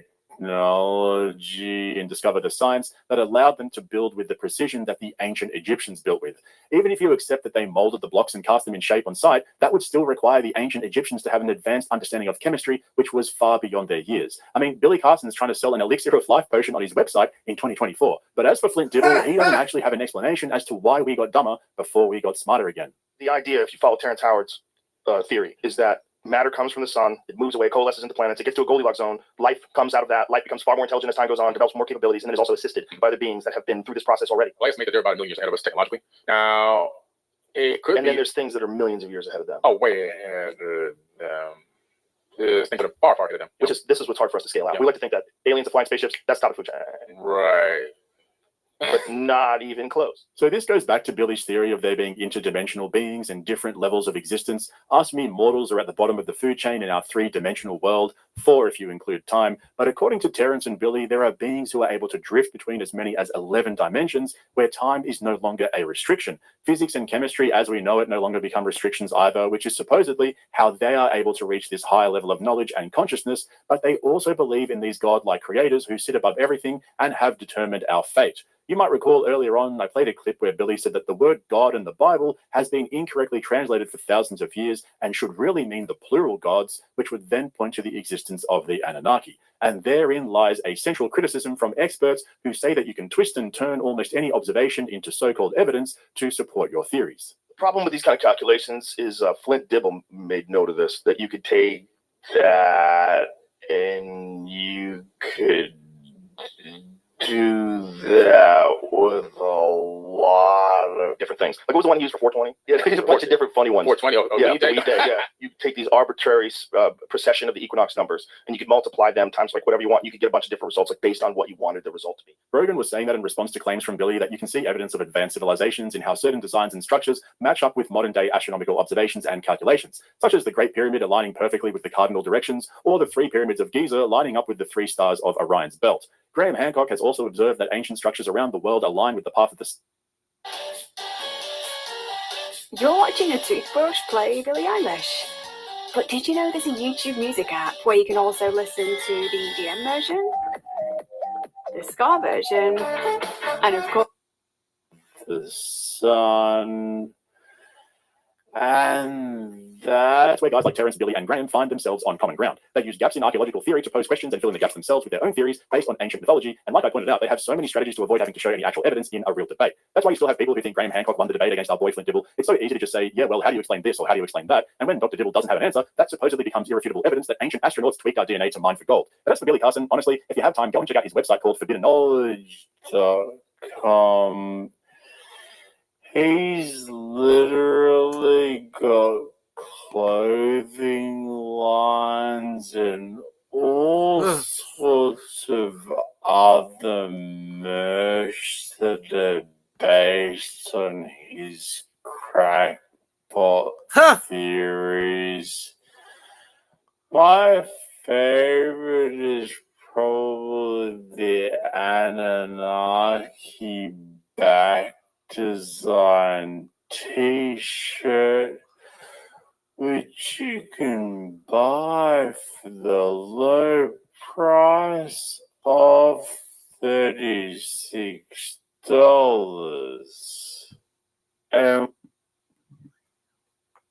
Part one.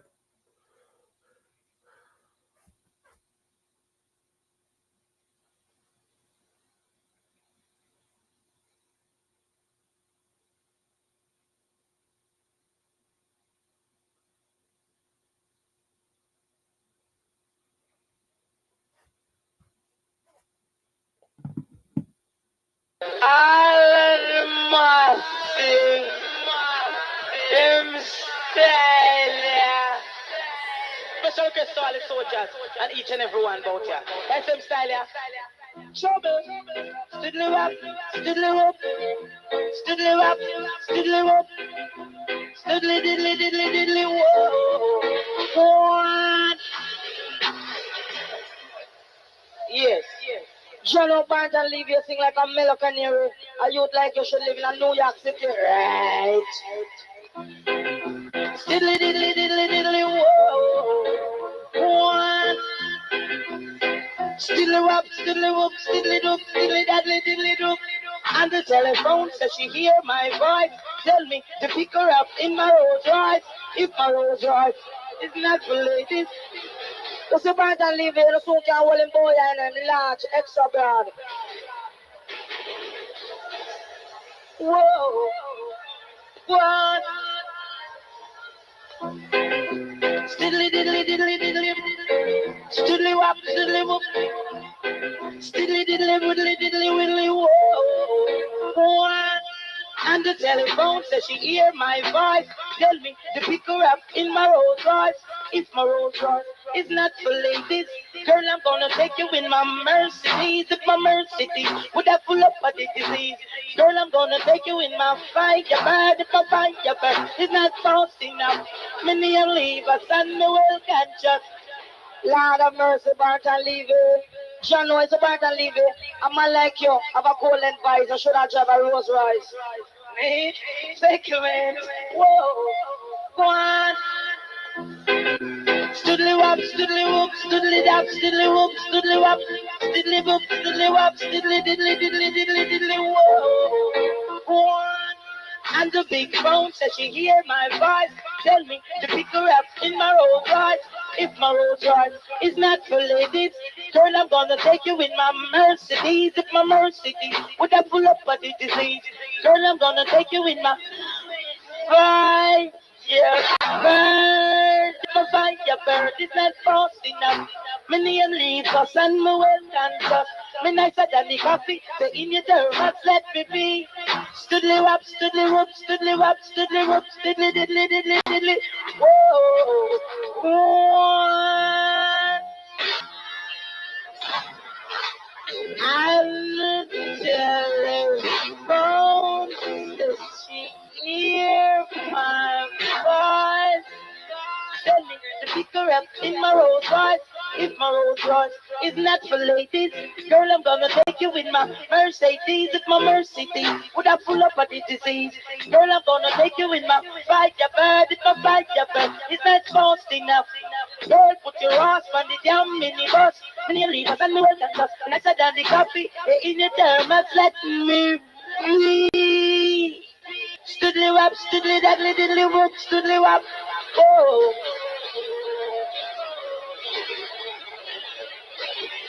Shall no one leave you.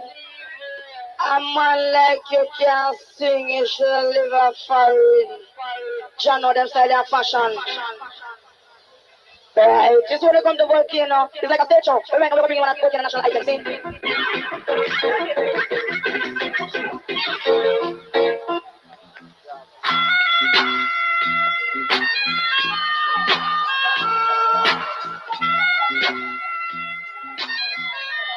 John know them style and fashion, play by the #1 champion of this online world. The first one, Mr. Carson, girl, me know, use boots, me gonna take girl. Round the world.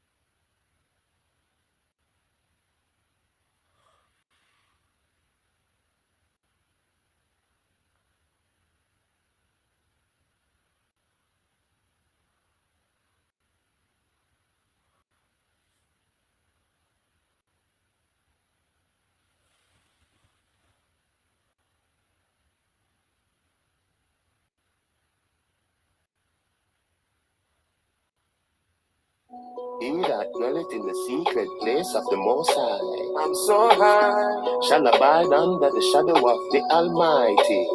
From the wake up, don't have him more life, don't have him blessing. Don't pass me with Crossroads Street. Yeah. coffee and special and hot gas, make me higher than Star Trek, and it's still shit down.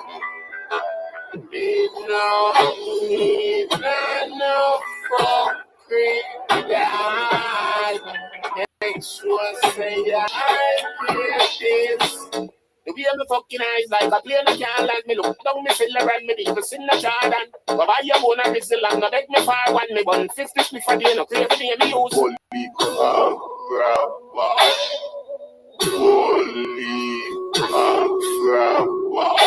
chunky boy, the suck out your father and your mother. You smoke on the ends of the weekend. No father, have a man up and pillar. So fuck them one another. Cloud in the fucking cloud, in the weed it loud. I was smoking proudly.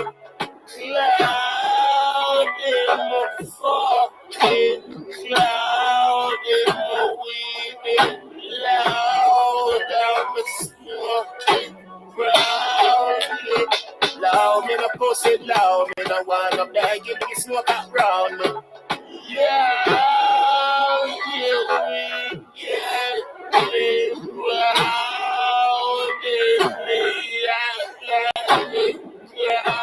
but son of boy can't clown me. Notice how me girl split bigger than her lipstick, yeah. Weed no make your junk make your tip sick. But I ain't nice chick, from me was a kid this. Walking, fuck up on my lungs and want me kidney. Anywhere me come, me bring the fire, grab a with me brown. But me nobody see them and no weakness. That me no go up to everything and weed strictly. Feel and split quickly. Cloud, in the fucking cloud, in the weed it loud, I was smoking proudly. Cloud, in the fucking cloud, in the weed it loud, I was smoking proudly. Loud, me no pussy loud, me smoke up round me. Yeah.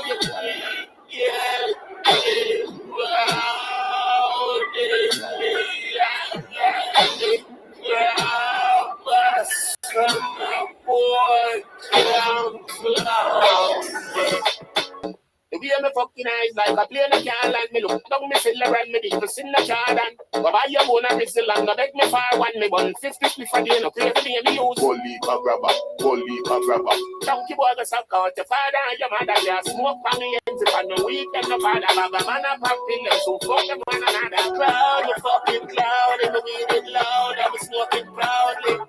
Cloud in the fucking cloud and the weed it loud.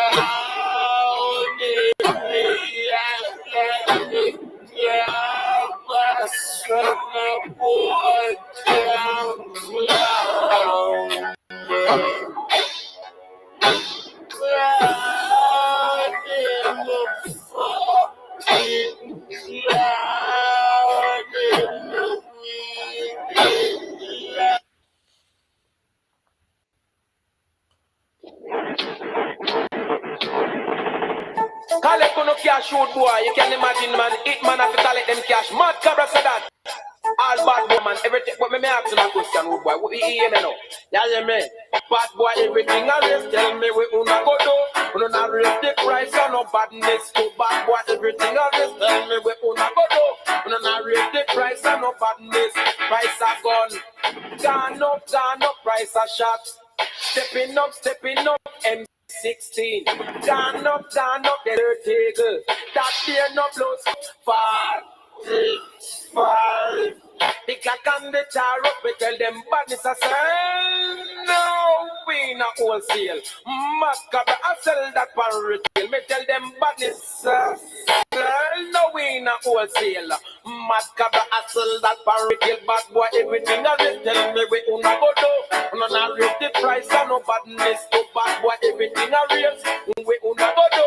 Una not raise the price and no badness. To me tell you we call it the cat. Bad boy, we look trash. Right round the club, we have run the place. And me tell them, collect the cat, bad boy, we look trash. Right round the club, bad boy, we look trash. Me tell you, bandit, yes, we murder them big west. We get paid, we kill with oversized clip. Bandit, tell them we kill and collect and we murder 15 and cripple up the rest money more. Every day that we live, we not joke and play murder case. We deal with bad boy, everything else tell me we una go do.